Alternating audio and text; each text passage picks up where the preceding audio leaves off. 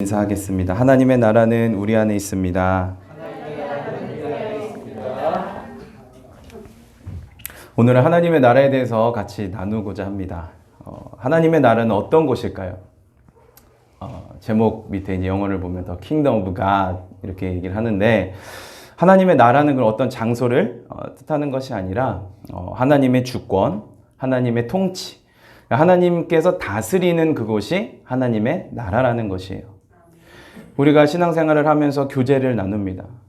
성도님들끼리 모여서 교제를 나눌 때에 세상적인 이야기도 할 때가 있지만 어떤 이야기를 합니까? 서로 간증도 하고, 나는 이번 주에 말씀대로 살았어. 노력했는데 안 됐지만 그럼에도 불구하고 하나님께서 나의 삶을 인도해 주셨어. 이 자리가 어떤 자리입니까? 하나님이 계신, 함께 하시는 자리잖아요. 하나님 나라가 바로 그런 곳이라는 거예요. 아직 완성이 되지는 않았습니다. 왜냐하면 아직 예수님께서 이 땅에 오시지 않았기 때문에, 다시 재림하시지 않았기 때문에 완성은 되지 않았어요. 하지만 이미 예수님을 통해서 우리는 이 하나님의 나라를 알 수 있고 경험할 수 있다는 것입니다. 예를 들면 예수님의 공생의 기간 동안 여러 기적들이 벌어졌죠. 어떤 일이 벌어졌습니까? 죽은 자를 살리셨어요. 그리고 눈먼 자가 눈을 떴고요.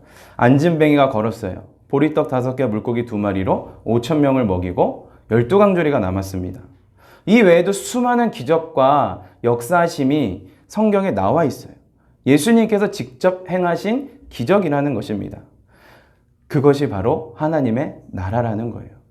예수님께서 다니시면서 예수님의 주권으로, 예수님의 통치하심으로, 예수님의 다스림으로 많은 자들이 구원받았습니다. 우리도 마찬가지라는 겁니다. 예수님의 은혜로 말미암아, 그분의 십자가의 그 능력으로 말미암아 우리는 죄에서 구원받았다라는 거죠. 그게 바로 하나님의 통치하심이고 하나님의 다스림으로 살아가는 것입니다. 그게 바로 하나님의 나라라는 것입니다. 생각해보면 너무 행복해요. 그죠? 늘 하나님이 나와 함께 하시는 것을 내가 늘 경험하고, 내가 가는 곳곳에서 하나님의 통치가 이루어지는 것.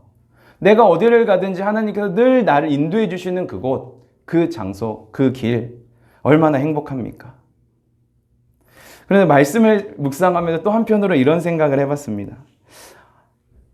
말은요, 하나님의 나라, 하나님께서 나와 함께 하시는 것, 통치하시는 것, 살고자 원하는데 실제적으로 경험을 못하는 거예요, 많이.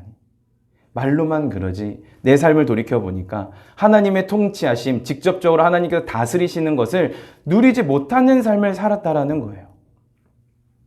특별히 우리가 코비드-19으로 인해서 우리의 삶이 360도가 바뀌었습니다. 예수님의 핏값으로 세우신 교회는 어떻게 됐습니까? 바이러스가 더 확산될까봐 모이지도 못해요. 하나님을 모여서 예배하지도 못하고요. 아름다운 식탁의 교제를 나누지도 못합니다. 여러분, 믿음이 있어도요, 이렇게 코로나 때문에 믿음이 흔들리고 모이지를 못하고 교제를 못 나누니까 어렵습니다. 근데 믿음이 없는 사람들은 얼마나 더 힘들겠습니까? 그럼 이제 교회는 어떻게 해야 되는 건가? 고민을 하는 거예요. 백신이 나올 때까지 기다리는 겁니까? 근데 백신이 나오면 과연 뭐가 더욱 달라질까요? 코로나로 인해서 교회를 떠난 많은 그리스도인들이 있다고 합니다. 그들이 다시 돌아오려면 백신이 생기면 돌아올까요? 그리고 아직 이 땅에는 예수를 믿지 아니하는 너무 많은 사람들이 있어요. 그들은 그러면 어떻게 할 수 있느냐라는 거예요. 우리가 어떻게 해야 하냐라는 것이죠. 그들에게 이 어려운 상황 속에서 어떻게 복음을 전해야 될까? 과연 교회가 다시 코로나 이전으로 돌아갈 수 있을까? 주변에 들려오는 얘기들은 안 된다라는 거예요. 어렵다라는 거예요. 어떻게든 온라인으로 해보자라는 거예요. 어떻게 보면 맞아서, 그 이야기가 맞아서 되게 마음이 아프기도 해요.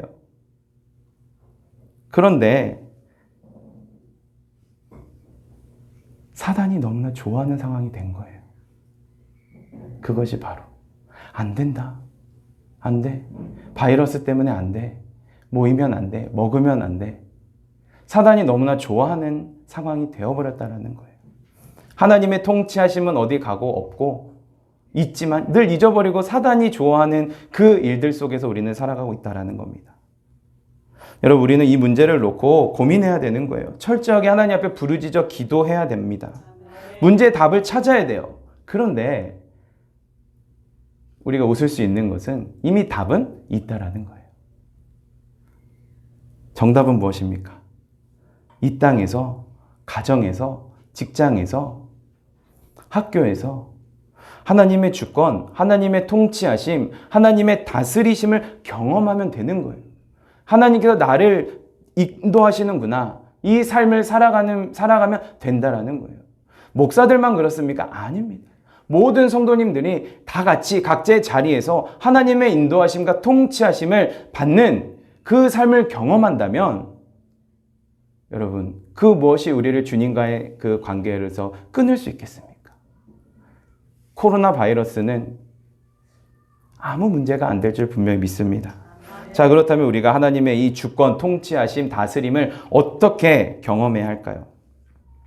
오늘 본문 배경은 이렇습니다.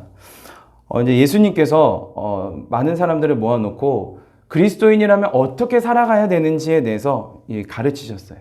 근데 가르치시고 나서 갑자기 바리새인이 질문을 합니다. 어떤 질문을 하냐면 예수님에게 그러면 하나님의 나라는 언제 임합니까? 라는 거예요.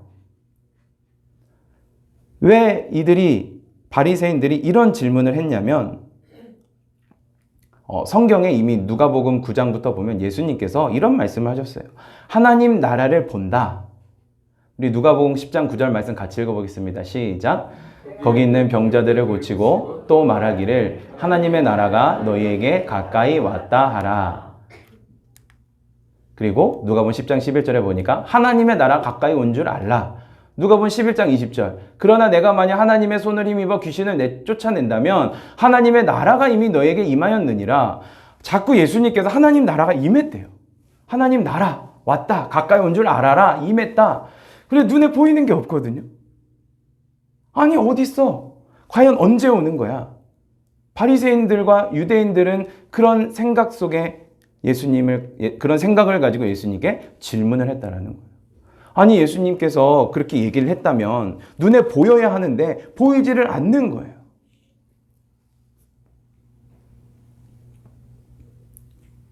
도대체 언제쯤이야 하나님의 나라가 임하는 것일까? 비꼬는 거예요. 당신이 그렇게 이야기를 많이 했음에도 불구하고 왜 아직도 임하지 않았냐? 여러분, 이 하나님 나라에 대해서 바리새인들과 유대인 그리고 예수님은 다른 생각을 갖고 있었어요.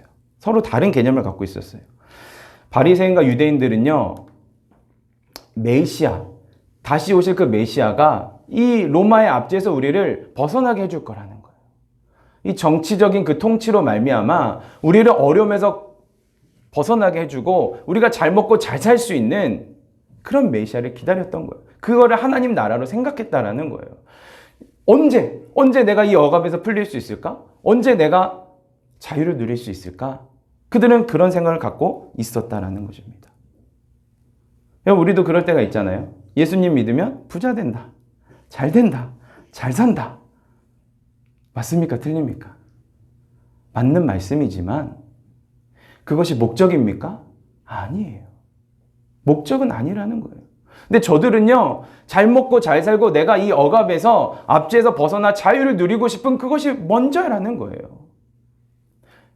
구원자 메시아인 예수님을 받아들이는 것이 아니라 그의 힘을 가지고 우리를 제발 이 어려움에서 벗어나게 해달라고 하는 겁니다. 그럼 우리도 기도를 하죠. 기도 제목으로 기도합니다. 근데 기도하면서 어떤 생각을 갖습니까? 언제 응답되지? 하나님, 이 기도 제목 언제 응답해 주실 거예요? 하나님, 제가 이렇게 부르짖어 기도하는 거 언제 응답해 주실 거예요? 어떻게 보면 바리새인과 유대인과 똑같아요. 왜 그렇습니까? 본질이 뭔지를 모르기 때문이라는 거예요. 예수님께서는 하나님의 나라를 하나님의 주권, 통치, 다스림이 이루어지는 영적인 통치로서 말씀하고 계신 건데 바리새인과 유대인들은 그것을 깨닫지 못하고 있었다는 겁니다. 근데 그들의 질문에 또 예수님께서 이렇게 답을 하셔요. 내일이야, 모레야, 한 달 뒤야 이게 아니라 그들의 질문에 하나님 나라는 볼 수 있게 임하는 게 아니다 라고 말씀을 하셔요. 그리고 21절에 이어서 뭐라고 말씀하십니까? 여기 있다 저기 있다. 아니야. 하나님의 나라는 너희 안에 있어.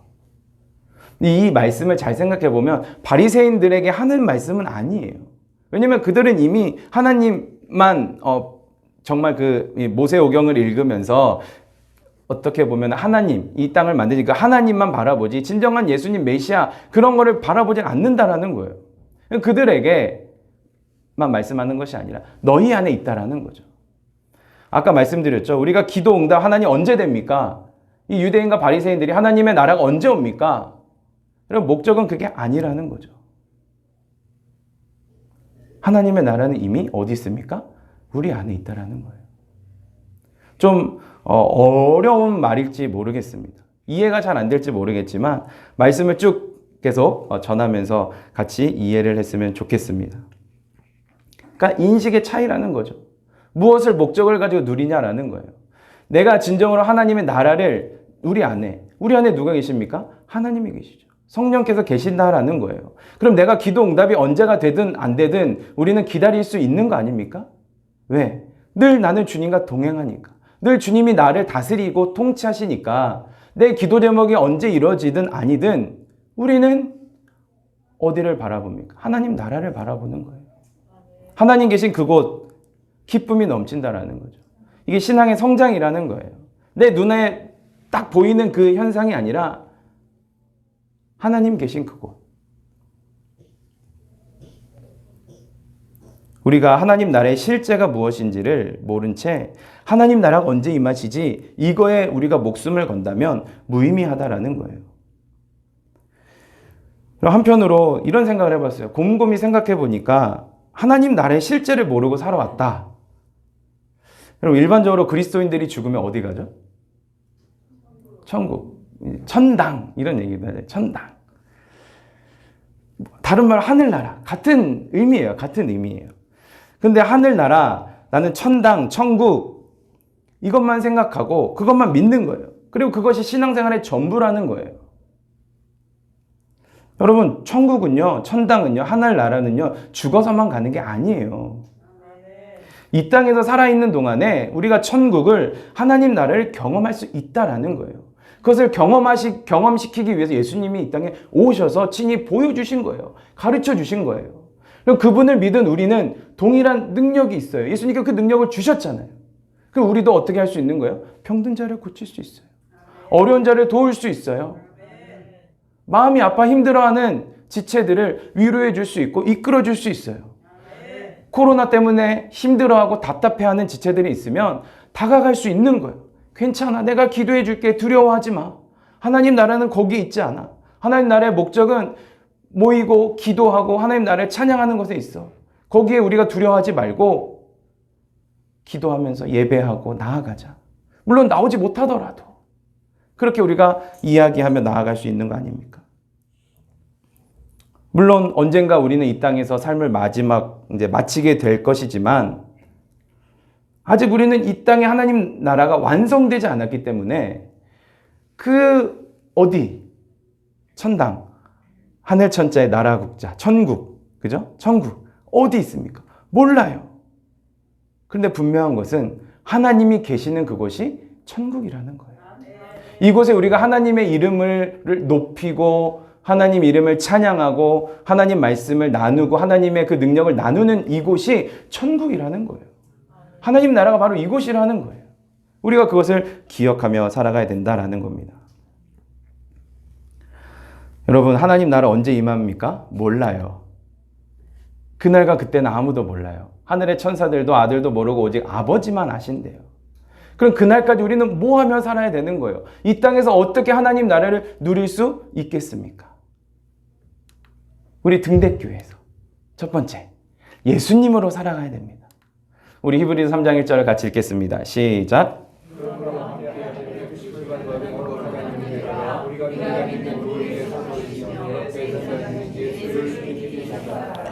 우리는 이 땅에 오신 예수님을요 주님, 그리스도 이렇게 고백해요. 그 입만 열면 오직 예수님밖에 없습니다. 그런데 깊이 한번 생각해 보겠습니다. 우리의 모든 삶의 태도가 과연 오직 예수님을 따라가냐라는 거예요. 입술로만 오직 예수는 나의 그리스도십니다. 고백만 하며 살아가고 있는지, 아니면 나는 진정으로 예수 따름 그 삶을 살아가고 있느냐라는 거예요. 일상적인 삶이 예수로 가득하냐라는 겁니다. 여러분, 이건 정죄가 아니고 같이 나누자라는 거예요. 못한다라는 거를 얘기를 하고 싶은 것이 아니라 분명히 하나님 말씀에 나타나고 있잖아요. 예수를 깊이 생각하라라는 거예요. 여러분, 예수님을 깊이 생각하면 어떤 일이 벌어집니까? 마음이 흐트러지지 않아요. 예수님께서는요, 늘 우리를 보시면서 제가 그런 마음을 느꼈어요. 예수님께서 저에게 주신 마음이 뭐예요? 야, 너 흐트러지지 말아라 라는 거예요. 매일 흐트러지거든요. 마음이 하루에도 수십 번 변해요. 어떤 일이 생기면 그것을 쫓아가기에 너무 바빠요. 하나님을 생각하고 예수님을 생각함에도 불구하고 내 마음은 너무나 흔들려요. 근데 예수님께서 그런 마음을 주시는 거예요. 마음을 흔들리지 말아라. 나를 더 생각해라 라고 하죠. 그럼 늘 저는 입술로 고백하지만 하나님, 이 입술로만이 아니라 예수님을 진정으로 입술로 고백이 아니라 내 마음과 생각과 온 몸으로 주님을 바라보고 생각합니다. 이런 고백을 하는 거예요. 그래도 안 돼요. 안 되지만 그렇게 그래도 살아가는 거예요. 그럴 때 은혜를 주시더라고요. 조금 흔들리지 않는 믿음, 흔들리지 않을 수 있도록 지켜주신다라는 겁니다. 그리고 우리는 주님을 깊이 생각할 때요, 삶이 정리가 돼요. 왜냐하면 여러 가지 것들을 끊어낼 수가 있거든요. 근데 예수님을 생각 안 하면 여러 가지 복합적인 것들이 내 머릿속에, 마음속에 하나씩 이렇게 쌓여요. 쌓이고 쌓여요. 그럼 어느 순간 은혜와 예수님의 그 역사하심과 십자가는요, 저 밑에 있고요, 다른 세상적인 것들이 가득 차가지고 정리를 할 수 없게 돼요. 근데 예수님으로 살아가는 삶은 무엇입니까? 정리가 되는 삶이에요. 왜? 예수님보다 더 좋은 것은 있습니까? 없습니까? 없어요. 그러니까 다 쳐낼 수 있는 거예요. 사람도, 물질도, 명예도, 건강도, 지식도, 앞날의 미래도. 우리가 앉아서 고민하고 생각한들 해결이 됩니까? 안 된단 말이에요. 그래서 우리는 예수님을 깊이 생각하고 바라봐야 돼요. 예수님을 기준으로 해서 필요 없다 싶은 것은 잘라내야 된다는 거예요. 그래 우리 영혼이 살아요. 끊지 못하면. 끊지 못하는 게 너무나 많이 있습니다. 끊어야 되는, 끊지 못하는 것들. 근데 그냥 안 되더라고요. 늘 예수님을 생각하고 깊이 묵상할 때에 예수님의 능력으로 끊을 수 있다는 거예요. 같이 읽어보겠습니다. 시작. 예수 따름이. 우리 옆에 분에게 당신은 예수 따름이입니다. 네, 예수님을 따를 때에 그곳이 하나님의 나라인 줄 분명히 믿습니다. 예수님이 통치하시기 때문이에요. 두 번째로 서로 사랑하며 덕을 세우는 거예요. 로마서 14장 17절 같이 읽겠습니다. 시작. 하나님의 나라는 먹는 것과 마시는 것이 아니요 오직 성령 안에 있는 의와 평강과 희락이라. 그리고 19절에 보니까 그러므로 우리가 화평의 일과 서로 덕을 세우는 일을 힘쓰나니. 이 로마서 14장 13절부터 23절의 말씀은요, 이 초대교회 당시에 믿음이 강한 자와 연약한 자 사이에 많은 문제가 발생했어요. 그 사도 바울이 그것을 보고 믿음이 강한 자가 믿음이 약한 자를 양보하고 관용을 베풀라, 미덕을 베풀어서 이 약한 자를 용납해라 라는 말씀이에요. 무슨 말씀입니까? 화평을 이루라는 거예요. 하나 되라라는 거예요. 인정하는 거예요. 서로 덕을 세우는 거죠. 집사님이 최고입니다. 권사님이 계시기에 제가 신앙생활을 해요. 힘이 나요. 네, 서로 덕을 세우는 거예요. 교회에서 서로 말과 행동으로 상처 주지 말고 연약한 자를 돌보며 양보하는 거, 관용하는 거예요. 사랑하며 덕을 세우는 신앙생활. 이 말씀을 준비하면서 우리 등대교회 어떤 교회가 돼야 되는 거예요? 그런 교회가 될 때 등대교회 가면 사랑이 넘쳐. 위로가 되는 교회야. 신나, 재밌어, 또 가고 싶어. 이러한 교회. 처음부터 예수님을 인격적으로 딱 만나서 오지 말라 해도 오는 사람은 많지 않아요. 어떻게 옵니까? 분위기를 봐요. 그리고 사람들의 그 말투와 행동들을 분위기를 본단 말이에요. 새로 누가 왔는데 서로 미워하고 덕을 세우지 못하는 것을 보면 그들은 마음의 상처를 받아요. 교회도 똑같네. 특히 젊은 우리 청년들은 더더욱이 그렇습니다. 관계 중심적이잖아요. 처음부터 신앙이, 믿음이, 예수님이 들어갈 수가 없어요. 그런데 와서 서로 나누고, 교제를 나누고, 즐거움을 누리고, 서로 이해하고, 삶의 어려움들을 기도로 나누고, 들어줄 때에 마음이 열린다라는 거예요. 어른들도 마찬가지예요. 우리 모두 똑같다라는 거예요. 나를 알아주는데, 이 시대에 나를 알아주는 것이 가장 좋지 않습니까? 나를 알아주는데 얼마나 좋아요. 규모라는 상관이 없는 거예요, 그건. 여러분, 그래서요, 그렇게 살아가는 교회는요, 누가복음 10장 13절 18절 말씀해 보면 예수님께서 이렇게 말씀하셔요. 하나님 나라를 무엇으로 비교할까? 라는 거예요. 19절 같이 읽겠습니다. 시작. 마치 사람이 자기 채소밭에 갖다 심은 겨자씨 한 알 같으니 자라 나무가 되어 공중의 새들이 그 가지에 깃들였느니라. 겨자씨 한 알이요, 보이지도 않아요. 아무것도 아니에요. 그리고 하나 가지고는 아무것도 안 돼요. 많이 모여 있어야 돼요. 근데 그 한 알이 자라서 나무가 돼요. 공중의 새들이 깃들여 쉬는 거예요. 여러분, 우리 등대교회가요, 우리 한 사람 저 하나로 안 돼요. 여러분 하나 한 사람은 안 돼요. 우리 공동체 모두가 자라서 나무가 되는 거예요. 그러면 누가 오든지 그들을 품을 수 있는 거예요. 그 마음을 우리가 가져야 된다는 거죠. 그게 바로 하나님의 나라라는 거예요. 어렵습니다. 그렇지만 우리가 늘 생각을 해야 돼요. 특별히 이 코비드-19의 이 어려움 속에서는 더더욱이 교회로 나올 수 없어요. 그럴 때에 우리가 먼저 믿은 자들이 기도하면서 우리 공동체를 세워가는 거예요. 그럼 분명히 좋은 소문이 나요. 아, 등대교회는 정말 가면 좋은 교회다. 우리 청년들과 제가 같이 이렇게 교제를 누리면서 정말 좋은 곳. 그곳에 가면 위로가 돼. 일주일 내내 열심히 일하면서 무시당하면서 마음 아파하고 어디 가서 얘기할 수 없었는데 등대교회에 와서 청년들과 함께 얘기하니까 마음이 평안해져. 들어주는 사람이 있어. 나를 공감해주는 사람이 있어. 그것이 바로 하나님 나라라는 겁니다.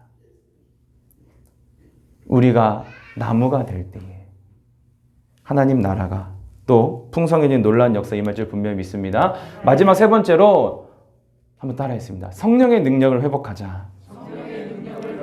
여러분, 성령의 9가지 열매가 뭡니까? 사희와 오자양 충온절. 저는 이렇게 외워요. 자, 사희와 오자양 충온절. 자, 같이 읽어보겠습니다. 시작. 오직 성령의 열매는 사랑과 희락과 화평과 오래 참음과 자비와 양선과 충성과 온유와 절제니 이 같은 것을 금지할 법이 없느니라. 두 번째까지 우리가 잘해요. 열심히. 나무가 돼야지. 잘 섬겨야지. 덕을 세우고. 그런데 하다가 보면은 또 안 돼요. 왜? 인간이니까. 연약하니까.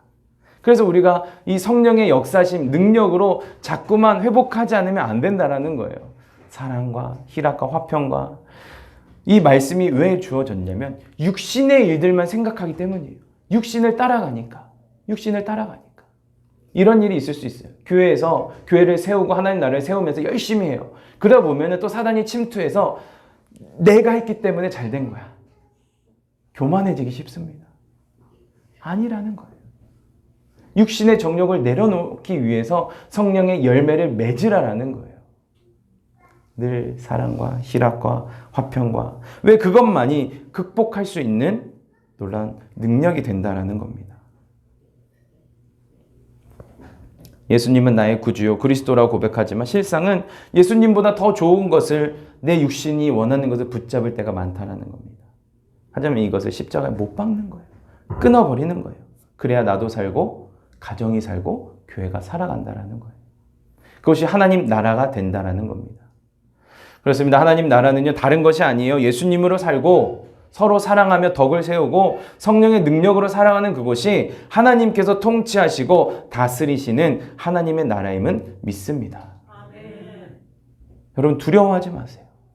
왜냐하면 하나님은요, 코로나보다요, 건강보다요, 물질보다요, 가정의 문제보다, 자녀의 문제보다 더 크신 분임을 분명히 믿습니다. 하나님께 역사하시면요, 아무것도 안 되는 거예요. 교회의 미래요, 우리 가정의 미래요, 자녀의 미래요. 내가 어떻게 합니까? 우리가 어떻게 합니까? 하나님께서 인도해 주시고 역사하셔야 되는 거 아닙니까? 하나님께서 키워주셔야 돼요. 자녀들을 키워주셔야죠. 어떻게 하겠습니까? 제가 무엇이 잘나서 무엇을 가르칠 수 있겠어요? 하나님께서 인도해 주셔야 되는 겁니다. 우리 청년들과 같이 신앙생활을 하는 것도 하나님께서 역사하셔야 되는 거예요. 하나님께서 움직여 주셔야 되는 거예요. 우리 모두 마찬가지라는 겁니다. 하나님께서 친히 다스리시는 그곳, 그 은혜가 우리 삶에, 우리 가정에, 우리 직장에, 내가 발걸음 닿는 모든 곳에, 그리고 우리 등대교회에 넘치기를 예수님의 이름으로 축복합니다.